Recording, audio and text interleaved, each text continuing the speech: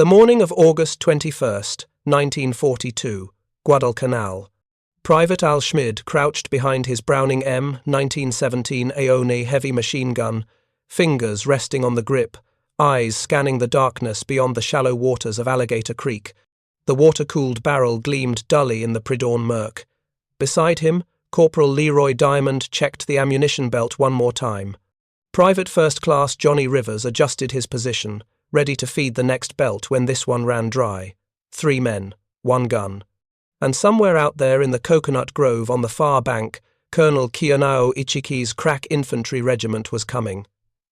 Schmid had refused treatment for a foot infection 2 days earlier. The battalion surgeon had wanted to pull him off the line, but Schmid wouldn't leave his crew. Now, in the humid stillness before the storm, he wondered if that had been wisdom or foolishness. The sandbar at the mouth of the creek stretched before them like a pale ribbon in the purse. Starlight, narrow enough that a man could cross it in seconds, narrow enough to become a killing ground. What Schmid didn't know, what none of the Marines defending Henderson Field knew, was that the Japanese command had fundamentally miscalculated. They believed fewer than 2,000 Americans held the airfield. The actual number was closer to 11,000. They believed one elite regiment could sweep through the Marine positions in a single night assault. They believed, with an unshakable certainty born of 6 months of unbroken victories across the Pacific, that the Japanese fighting spirit would overcome any disadvantage in numbers or position. If you're enjoying this deep dive into the story, hit the subscribe button and let us know in the comments from where in the world you are watching from today. At precisely 3:10 in the morning, the jungle erupted.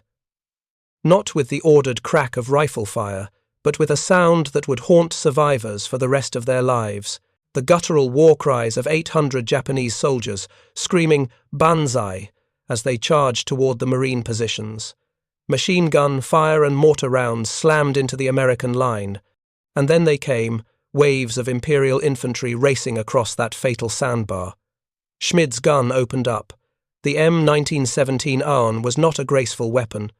It was a brutal, water-cooled monster that weighed 41 pounds without its tripod, fed from cloth ammunition belts, and could fire 400 to 600 rounds per minute when properly maintained.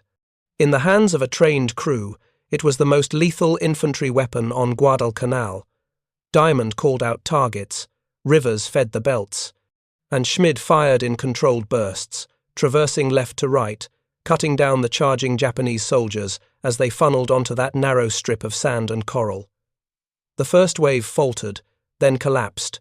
Bodies piled on the sandbar, but Ichiki's men came again, and again. Japanese officers rallied their troops with swords raised high, only to be cut down mid-stride. Soldiers stumbled over the corpses of their comrades and were themselves torn apart by the interlocking fields of fire from the Marine machine guns. The 37mm anti-tank guns added their voices, firing canister rounds that turned the creek mouth into an abattoir. Still, the Japanese came. This was not the war Colonel Ichiki had been trained to fight. Educated at the Imperial Japanese Army Academy, veteran of campaigns in China and the aborted assault on Midway Island, Ichiki represented everything the Japanese military valued: aggressive spirit, tactical boldness, absolute conviction in the superiority of Japanese arms and will. His men, the first element of the 28th Infantry Regiment, were crack troops. They had expected to find a dispirited, undersupplied American force clinging desperately to an exposed beachhead. They had expected one sharp blow to send the Americans fleeing into the jungle or the sea. Instead, they found prepared positions, interlocking fields of fire, and machine guns that never seemed to run out of ammunition. The Marines had been warned. American cryptographers at Station Hypo in Hawaii had broken the Japanese naval code. When Ichiki's regiment boarded destroyers at Truk on August 16th, Admiral Chester Nimitz knew about it within hours. When the convoy approached Guadalcanal on August 18th, Major General Alexander Vandergrift, the Marine commander, had already repositioned his forces along the likely approaches to Henderson Field. The Japanese believed they had achieved surprise. In fact, they were walking into a carefully prepared trap. Schmid's gun grew hot. Even with the water-cooling jacket, The barrel temperature climbed as belt after belt of 30 caliber rounds cycled through the weapon. Rivers worked frantically to keep the ammunition flowing. Diamond shouted corrections over the deafening roar of gunfire. Around them, other machine gun crews poured fire into the Japanese assault. The creek, which the Marines had mistakenly called Alligator Creek, though the reptiles in those waters were actually crocodiles, became choked with bodies. A Japanese soldier reached the Marine line, then another. Hand-to-hand fighting erupted in isolated pockets as Japanese troops, with the suicidal determination that would characterize their combat doctrine throughout the Pacific War, refused to retreat, even when retreat was the only rational choice. They came with bayonets fixed, grenades clutched in their hands, knowing they would die but believing their deaths would open a breach for those who followed. Some Marines were killed at close quarters. Some positions were briefly overrun. But the line held. Around 4:30 in the morning, after more than an hour of continuous assault, the Japanese attack finally stalled. Ichiki pulled his surviving troops back across the creek to regroup. The Marines, exhausted, used the lull to redistribute ammunition and check their weapons. Schmid's hands were steady, but his heart was hammered. He had fired thousands of rounds. The barrel of his gun glowed faintly in the darkness. How many men had he killed? Impossible to say. The darkness, the confusion, the sheer density of targets made counting impossible. But dawn was coming, and with dawn, the Marines would go from defense to offense. What happened in those pre-dawn hours at Alligator Creek was about to become something else entirely. A demonstration of what American firepower and organization could do to an enemy that relied on elan and aggression over firepower and combined arms. The Japanese had learned to fear American naval guns and American aircraft. They were about to learn to fear American machine guns. The coconut grove on the east bank of the creek fell silent. Ichiki's survivors huddled in whatever cover they could find, waiting for orders that would never come. The colonel himself, his regiment shattered, his elite troops massacred by an enemy he had been taught to despise, would soon make the only choice his code of honor allowed. But that moment had not yet arrived. For now, there was only the wait, the gathering light, and the growing realization among the Japanese soldiers that something had gone terribly, irrevocably wrong. The Second World War had produced countless examples of Japanese tactical ferocity overwhelming Allied defenses. At Singapore, at Hong Kong, in the Philippines and the Dutch East Indies, Japanese infantry had seemed unstoppable. Their willingness to die, their night fighting skills, their ability to move through jungle terrain that stymied Western troops. All of this had created an aura of invincibility. But Guadalcanal was different. At Guadalcanal, the Americans were dug in, supplied, and prepared. At Guadalcanal, the Marines had machine guns, ammunition, and nowhere to retreat. Private Johnny Rivers died somewhere in those early morning hours. A burst of Japanese machine gun fire or a mortar round or a grenade, the records are unclear. Schmid took over Rivers' position, loading the belts himself while continuing to fire. Diamond, wounded by shrapnel, refused evacuation. The gun could not fall silent. If the gun fell silent, the Japanese would cross the creek. If the Japanese crossed the creek, they would reach Henderson Field. And if they reached Henderson Field, everything the Marines had fought for since landing on Guadalcanal 2 weeks earlier would be lost. So the gun kept firing. Not continuously, that would burn out the barrel and exhaust the ammunition, but methodically, professionally, with the practiced rhythm of a well-trained crew that knew their weapon and trusted each other. Load, aim, fire, traverse, fire, new belt, check the water jacket, fire. The routine of killing was mechanical, simple, and survivable. As false dawn began to lighten the eastern sky, Sergeant Major Jacob Wauser, a native Solomon, Islander, who served as a scout and coast watcher for the Americans, was found lying near the Marine positions. He had been captured by the Japanese, tortured for information about American dispositions, bayoneted through the throat and chest, and left for dead.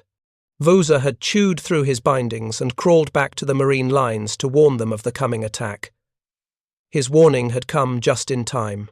Now, barely alive, He was evacuated to the aid station where surgeons worked through the night to save him. He would survive. And in surviving, he would become one of the legends of Guadalcanal. But that was a story for later. In the moment, there was only the gun, the target, and the desperate mathematics of survival. Schmid, his foot throbbing with infection, his hands cramping from the constant grip and trigger pull, his ears ringing from hours of gunfire, kept his eyes on the far bank. The Japanese would come again. They had to. Their doctrine, their training, their entire military culture demanded that they attack, not retreat, and when they came, the Marines would be ready. The M1917 Aoun heavy machine gun that Schmid crewed was a weapon designed in the First World War and tested in the trenches of France. It was heavy, cumbersome, and required a three-man crew to operate effectively. But it was also reliable, accurate, and capable of sustained fire that would melt the barrel of lighter weapons. American industrial capacity meant that ammunition was plentiful. American tactical doctrine meant that machine guns were positioned to provide overlapping fields of fire. And American training meant that crews like Schmid's could maintain that fire even under conditions that would have broken less disciplined troops. The Japanese, conversely, had invested heavily in training individual riflemen to high standards of marksmanship and close combat proficiency. Their Type 92 heavy machine gun was an excellent weapon, reliable and effective. But Japanese tactical doctrine emphasized assault and close combat over sustained defensive firepower. They had trained to attack fortified positions, not defend against counterattacks. They had trained to exploit enemy weakness, not to adapt when the enemy proved unexpectedly strong. And they had trained with an assumption of moral and spiritual superiority that made rational tactical reassessment nearly impossible. Colonel Ichiki, watching his regiment bleed out against the Marine positions, faced a choice that was no choice at all. Retreat meant dishonor. Survival meant failure. His mission had been clear.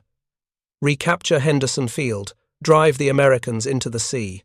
He had been given insufficient intelligence, inadequate support, and orders based on a fundamental misunderstanding of American strength. But none of that mattered. He had failed. His men had failed. And Japanese military culture provided only one acceptable response to such failure. At approximately 5 o'clock in the morning, with enough light now to see the full scope of the carnage, Japanese soldiers attempted a flanking movement. They waded into the surf, trying to circle around the Marine positions by moving through the shallow water along the beach. Marine machine guns traversed smoothly to meet them. The flanking force was annihilated in the open water, bodies drifting with the tide. Still the Japanese fought on. Individual soldiers, cut off and surrounded, fought until killed. Officers led small groups in suicidal charges against positions that could not possibly be overrun. The determination was remarkable. The casualties were horrific. General Vandergrift, in his command post, received continuous updates on the battle. The Japanese assault had been blunted. Marine casualties were light. Japanese casualties were catastrophic. As dawn broke fully, Vandergrift ordered a counterattack. Marines crossed Alligator Creek upstream from the fighting, advancing through the jungle to cut off the Japanese line of retreat. The 67th Fighter Squadron, based at Henderson Field, flew low over the coconut grove, strafing Japanese positions. M3 Stuart light tanks rumbled across the sandbar that had served as a Japanese graveyard, crushing survivors beneath their treads. By early afternoon, it was over. The first element of the Japanese 28th Infantry Regiment had ceased to exist as a fighting force. Of the 917 men who had landed from destroyers 3 nights earlier, approximately 800 were dead. The rest were scattered into the jungle, wounded, starving, and leaderless. Colonel Ichiki burned his regimental colours, destroyed his cipher codes, and committed ritual suicide. His second-in-command, seeing no alternative, followed suit. The few survivors who eventually reached the Japanese base at Taivu Point carried news that the Imperial commanders at Rabaul initially refused to believe.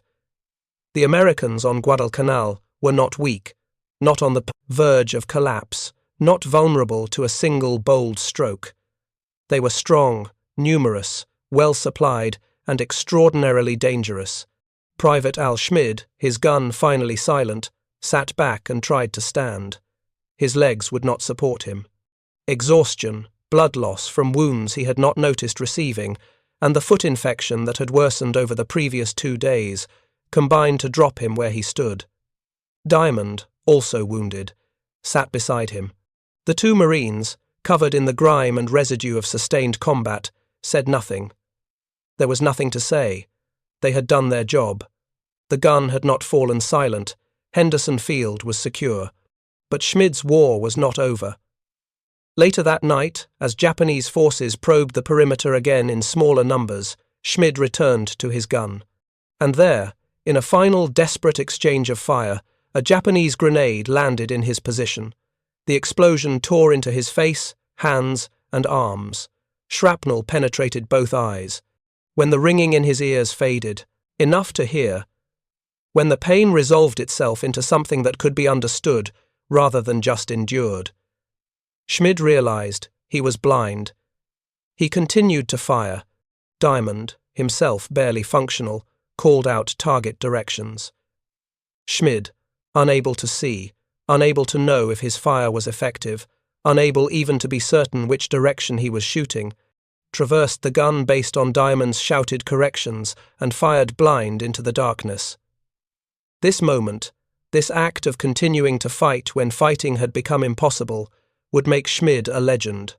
The Marine who kept firing after a grenade took his sight, the gunner who would not quit, the embodiment of everything the Corps claimed to represent.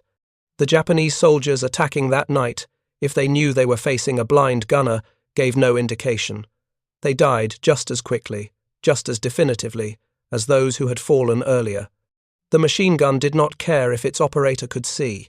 It required only that ammunition be fed, trigger be pulled, barrel be kept cool. And Schmid, trained to his weapon so thoroughly that he could operate it in his sleep, continued to operate it even without sight. He fired until dawn. He fired until reinforcements arrived. He fired until medical corpsmen physically pulled him away from the gun and carried him to the aid station.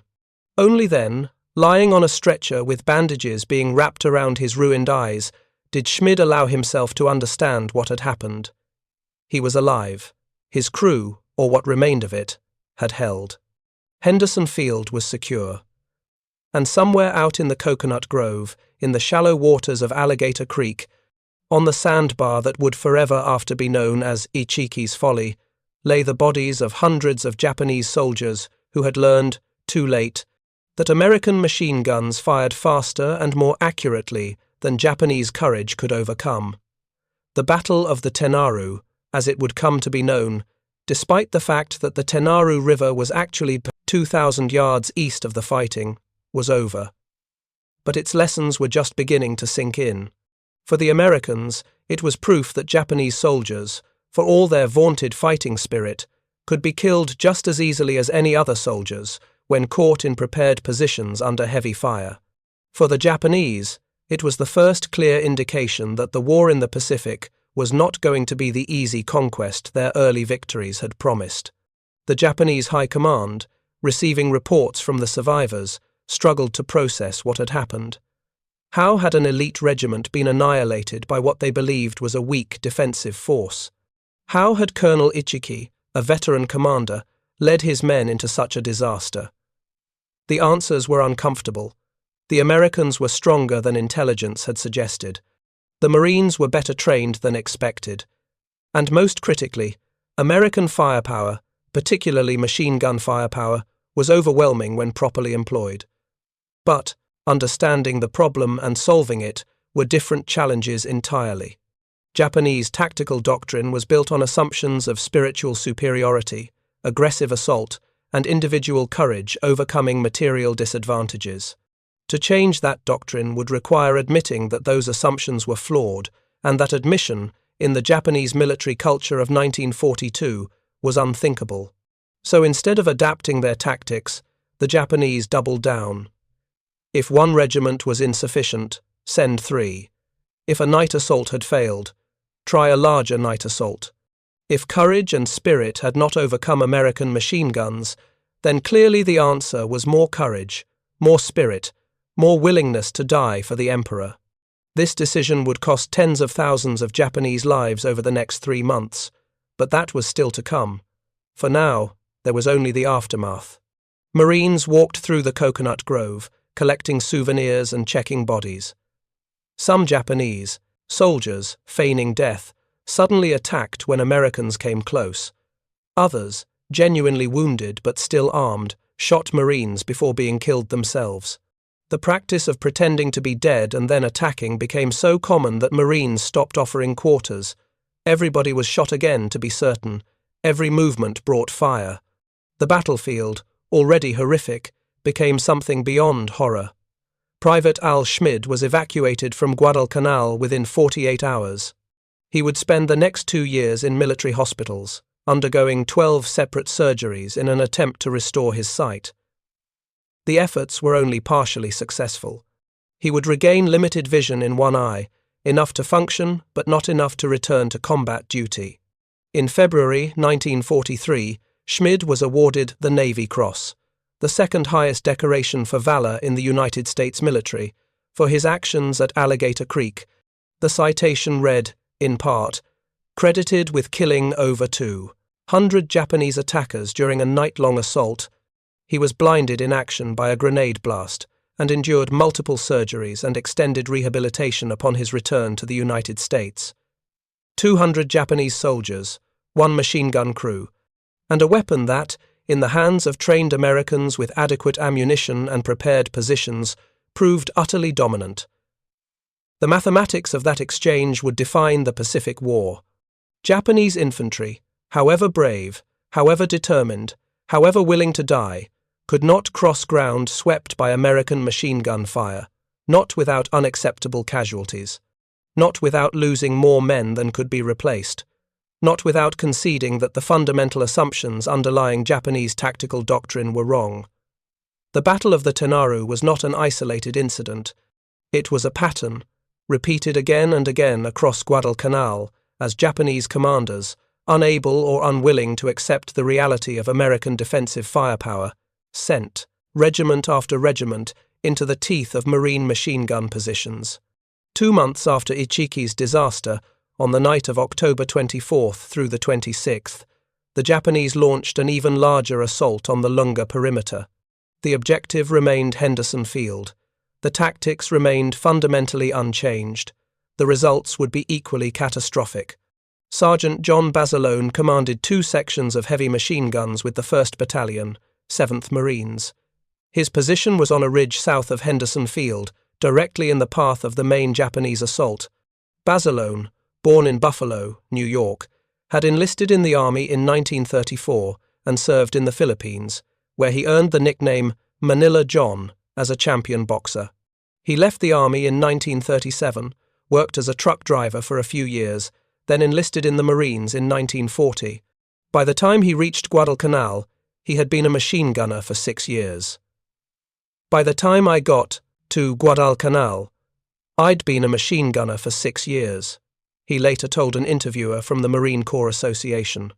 I was a platoon sergeant, and I required every Marine in my platoon to be able to field strip the water-cooled machine gun, the 1903 Springfield rifle, and the .45 caliber pistol. They could do it blindfolded, take it apart and put it back together. Every man. This obsessive training would save lives. On the night of October 25th, approximately 3,000 Japanese soldiers from the 16th and 29th Infantry Divisions launched a coordinated assault directly at Basilone's position. The attack began with artillery fire from Japanese howitzers positioned across the Matanikau River. Shells slammed into the Marine positions as a driving rain turned the already muddy ground into a quagmire. Then came the infantry, wave after wave, screaming, "Banzai!" as they charged the American lines. Basilone's machine guns opened fire. The effect was immediate and devastating. Japanese soldiers fell in heaps. But they kept coming. Unlike Ichiki's regiment, which had been largely annihilated in a single night, this assault was sustained and reinforced. The Japanese had learned nothing about the futility of charging prepared machine gun positions, but they had learned to commit more troops and sustain the attack longer. For 2 full days, the assault continued. And for 2 full days, Bazilone's guns never fell silent. If you find this story engaging, please take a moment to subscribe and enable notifications. It helps us continue producing in-depth content like this. One of Bazilone's machine guns jammed. Under normal circumstances, this would mean pulling the gun out of action to clear the malfunction. But there were no normal circumstances. The Japanese were at the wire. Bazilone, abandoning his command position, ran to the malfunctioning gun. He cleared the jam, loaded a new belt, and began firing. When another gun ran, low on ammunition, he carried 90 pounds of ammunition and weapons through Japanese fire to resupply it. When a gun barrel burned out from sustained fire, he grabbed the searing metal with his bare hands, removed it, installed a replacement, and continued firing. Private First Class Nash Phillips, who fought alongside Bazilone that night, later recalled, "Bazilone had a machine gun on the go for 3 days and nights without sleep, rest, or food. He was in a good place, and caused the Japanese lots of trouble, not only firing his machine gun, but also using his pistol." Phillips himself lost a hand in the fighting. When Bazilone came to check on him at the aid station, Phillips saw something he would never forget. He was barefooted, and his eyes were red as fire. His face was dirty black from gunfire and lack of sleep. His shirt sleeves were rolled up to his shoulders. He had a .45 tucked into the waistband of his trousers. He'd just dropped by to see how I was making out, me and the others in the section. I'll never forget him. He'll never be dead in my mind. By dawn on October 26th, when the Japanese assault finally broke and retreated, Bazilone and only 2 other Marines from his platoon of 33 men were still standing and able to fight. The ground in front of his position was so densely packed with Japanese corpses that the bodies had to be physically knocked down to restore clear fields of fire. Bazilone himself was credited with killing at least 38 enemy soldiers, but the numbers were almost certainly higher. In the confusion of night combat, with multiple guns firing into packed formations of attackers, accurate body counts were impossible. The same night, on a neighbouring ridge, Platoon Sergeant Mitchell Page faced a similar situation. Page, also a career Marine and machine gun specialist, commanded a platoon of 33 men manning 4M 1917 Aona machine guns. At approximately 2 in the morning, on October 26th, Japanese infantry struck his position.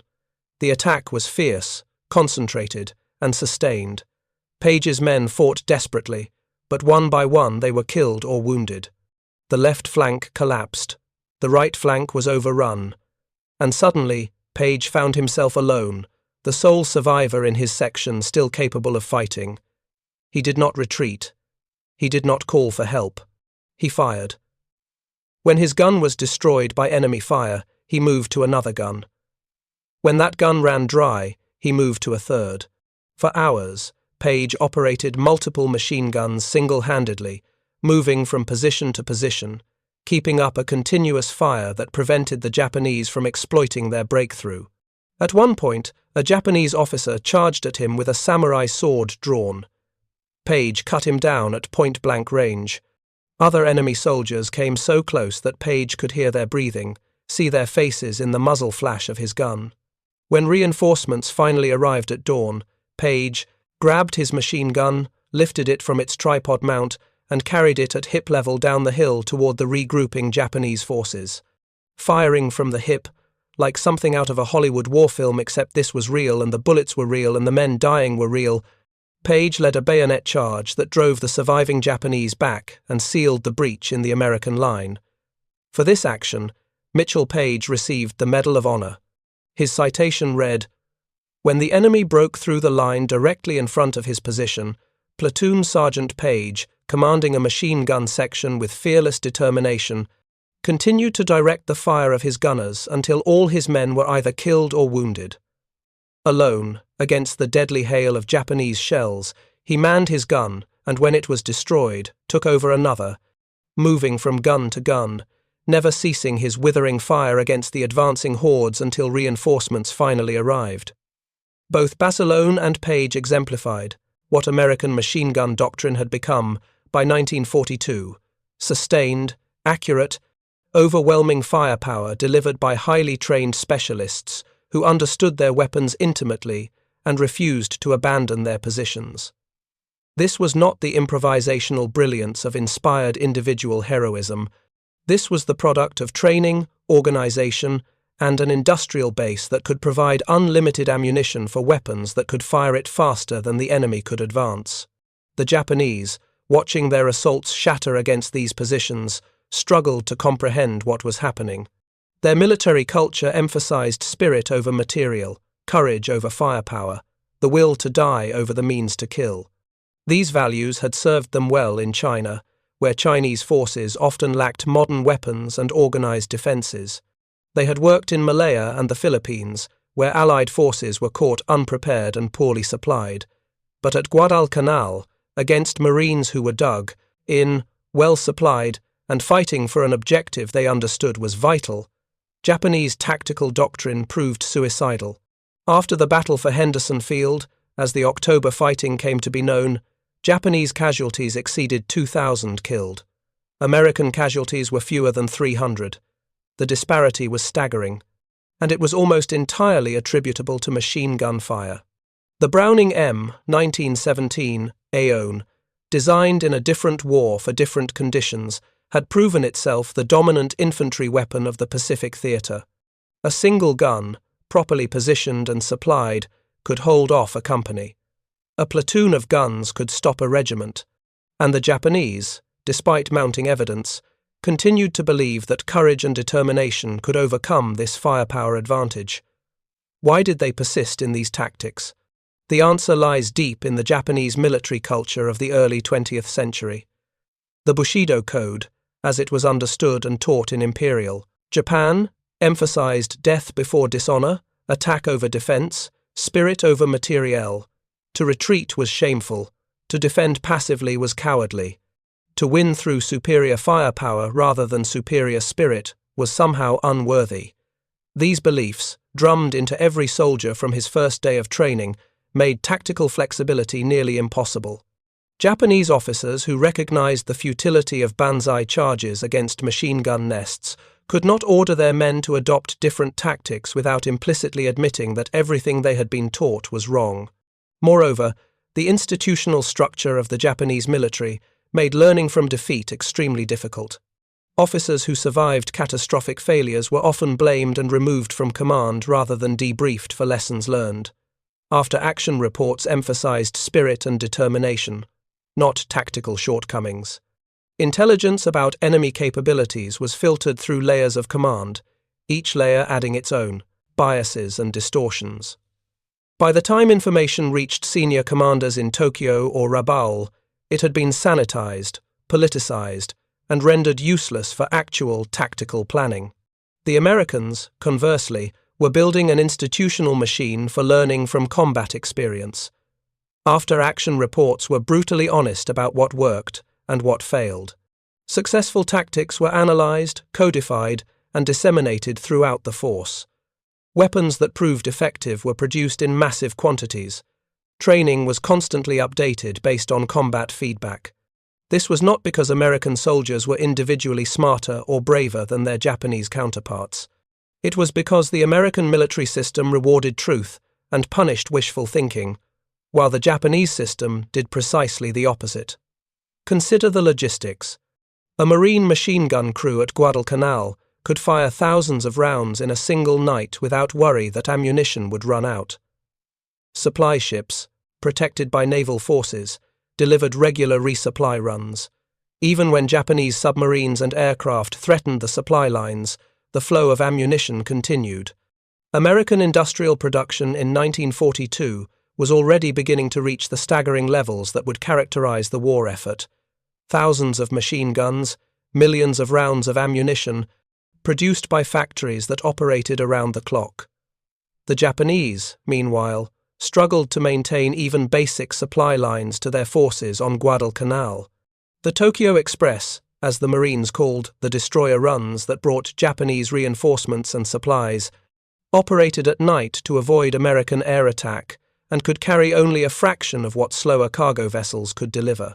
Japanese soldiers on Guadalcanal were frequently hungry, often sick with malaria, and chronically short of ammunition. This made aggressive night assaults more than just a tactical preference. It was often the only option available. Defensive fighting required ammunition for sustained fire. Night assaults required only bayonets and courage. But bayonets and courage, as Ichiki, Basilone, and Page had demonstrated, could not overcome machine guns. The mathematics were inescapable. A charging soldier, no matter how brave, moved at perhaps 15 miles per hour over broken ground. A bullet from an M1917 Aoun travelled at approximately 2,700 feet per second. The machine gun could fire 500 rounds per minute. A crew of 3 could maintain this fire indefinitely, given sufficient ammunition and water for the cooling jacket. Against such firepower, infantry assault was simply a question of how long it took to kill everyone. The Japanese recognized this at some level. Their own Type 92 heavy machine gun was an excellent weapon, comparable in many ways to the American Browning. But they employed it differently. Japanese machine guns were typically used to support assaults, providing covering fire while infantry advanced. American machine guns were used to create defensive kill zones that infantry assaults could not penetrate. The difference was doctrine, not technology. And doctrine, especially doctrine rooted in cultural values and institutional inertia, was far harder to change than technology. After the October battles, the Japanese tried again in November.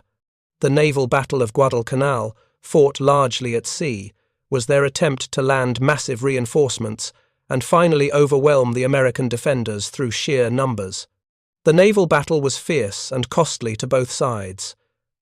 But the Japanese never succeeded in landing the full force they had planned, and the forces that did land found themselves facing the same defensive positions, the same machine guns, the same result. By December 1942, the Japanese High Command finally accepted what frontline troops had known since August: Guadalcanal could not be taken. The decision was made to evacuate. Between February 1st and 7th, 1943, Japanese destroyers successfully extracted approximately 11,000 surviving troops from the island. It was a tactical masterpiece of evacuation, but it was also an admission of strategic defeat. For the first time in the Pacific War, a major Japanese offensive had not just been stopped, but reversed. The Americans had learned to fight the Japanese. More importantly, they had learned how to kill the Japanese efficiently, at range, with overwhelming firepower that rendered Japanese tactical doctrines obsolete. The machine gun, unglamorous and heavy, and requiring teams rather than heroes to operate, had proven itself the most important infantry weapon in the Pacific. Individual marksmanship mattered less than sustained firepower. Personal courage mattered less than proper defensive positions. The romantic image of warrior culture clashing with warrior culture had given way to the brutal reality of industrial warfare. The side with more bullets, delivered more accurately, won. Private Al Schmid, recovering in a naval hospital in California, received visitors constantly. His story, the blind gunner who kept firing, had been picked up by newspapers and magazines across America. In 1945, Warner Brothers released Pride of the Marines, a biographical film starring John Garfield as Schmid. The film took liberties with the details, as Hollywood films always did, but the core story remained true. An ordinary man, confronted with extraordinary circumstances, had done his duty even when that duty cost him his sight. Sergeant John Basilone, awarded the Medal of Honor in May 1943, was sent back to the United States on a war bond tour. He hated it. The parades, the speeches, the endless questions from reporters, all felt like a betrayal of the men still fighting on Guadalcanal. Only part of this medal belongs to me, he told anyone who would listen. Pieces of it belong to the boys who are still on Guadalcanal. In 1944, he requested and received orders back to combat. He landed on Iwo Jima on February 19, 1945, and was killed in action that same day, struck by mortar fire while guiding a tank through a minefield. He was 27 years old. Platoon Sergeant Mitchell Page survived the war. He remained in the Marines, eventually retiring as a colonel in 1964. He died in 2003 at age 85, the last surviving Medal of Honor recipient from the Guadalcanal campaign. In interviews late in his life, Page was always careful to credit his men, his training, and his weapon. "The machine gun made the difference," he said. "Not me. The gun." And he was right. The M1917 Aoni Browning heavy machine gun, designed in 1917, was still in service in the Vietnam War, 50 years later. Its basic design principles, water-cooled barrel for sustained fire, belt-fed ammunition for volume, tripod mount for stability, would influence machine gun design for decades. But in 1942, on Guadalcanal, it was simply the weapon that allowed a few hundred Marines to hold a defensive perimeter against thousands of attacking Japanese soldiers. The lessons of Guadalcanal rippled through both militaries. For the Americans, the battles validated their emphasis on firepower, logistics, and combined arms doctrine. Machine guns would remain the foundation of infantry defense throughout the war. Training for machine gun crews was expanded and refined. Production of the M1917 Aeon and its successor, the M1919, accelerated. By war's end, American factories had produced hundreds of thousands of machine guns, millions of barrels, billions of rounds of ammunition. For the Japanese, the lessons were learned but not accepted. Senior commanders acknowledged that frontal assaults against prepared positions were costly. After-action reports from Guadalcanal clearly stated that American machine gun fire was devastatingly effective. Intelligence officers compiled detailed analyses of American defensive tactics, but the fundamental doctrine did not change. Banzai charges continued. Night assaults continued. The belief that the Japanese fighting spirit could overcome material disadvantages continued. This was not stupidity, it was culture. The Japanese military, like the society it represented, placed enormous value on tradition, hierarchy, and spiritual strength. To abandon these values, to admit that Western materialism and firepower had defeated Japanese spirit and determination, was psychologically and culturally unacceptable. So instead, the Japanese doubled down. If one Banzai charge failed, the next would succeed. If courage had proven insufficient, then more courage was needed. The alternative, accepting that the entire foundation of Japanese military culture was flawed, was simply too painful to contemplate. This cultural rigidity cost hundreds of thousands of Japanese lives. At Tarawa, at Saipan, at Peleliu, at Iwo Jima, at Okinawa, Japanese soldiers launched attacks that they knew, at some level, would fail. They charged machine gun nests that could not be taken. They died in waves, their bodies piling up in front of American positions, achieving nothing except their own deaths. American casualties were also horrific, particularly when assaulting fortified Japanese positions. But in defensive fighting, when the Japanese attacked and the Americans defended, the casualty ratios remained staggeringly one-sided. Consider the numbers. At the Battle of the Tenaru, 800 Japanese soldiers died while killing fewer than 50 Marines.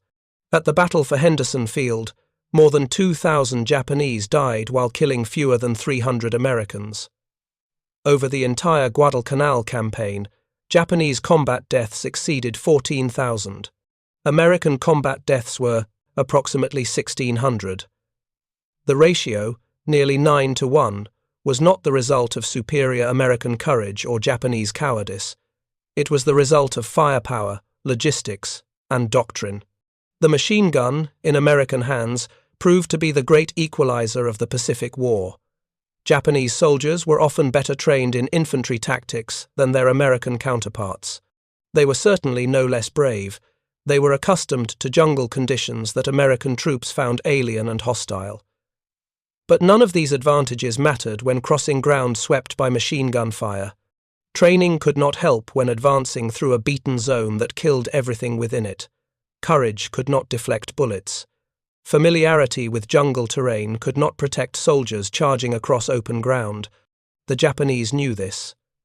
Individual soldiers, writing letters home or keeping private diaries, expressed their understanding that the attacks they were ordered to make were suicide missions.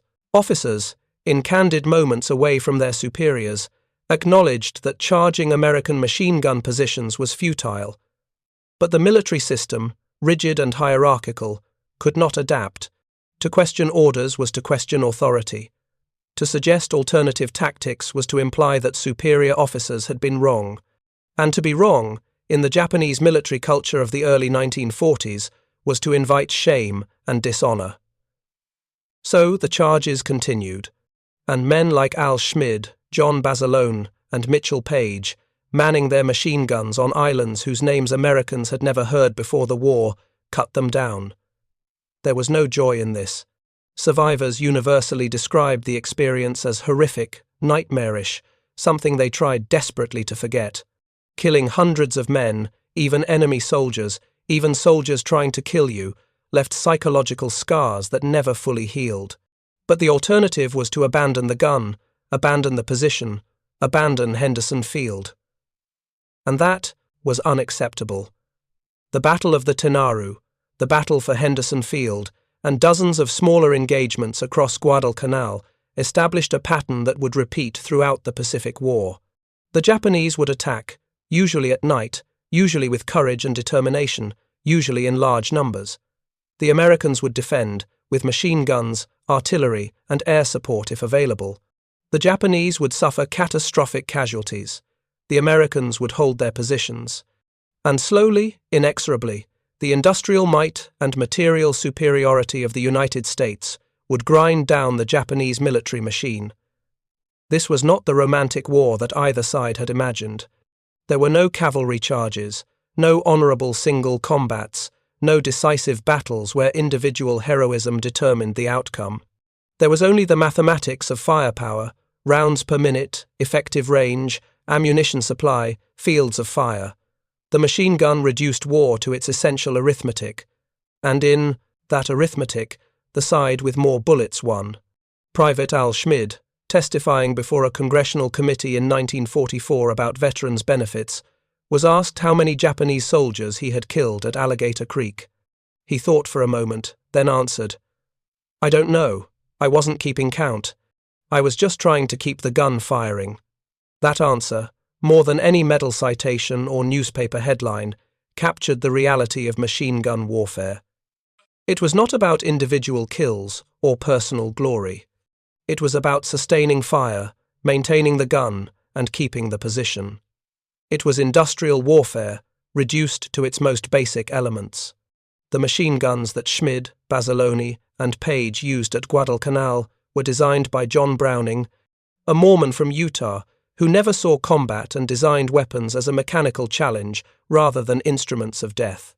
Browning died in 1926, 16 years before his machine gun proved decisive in the Pacific.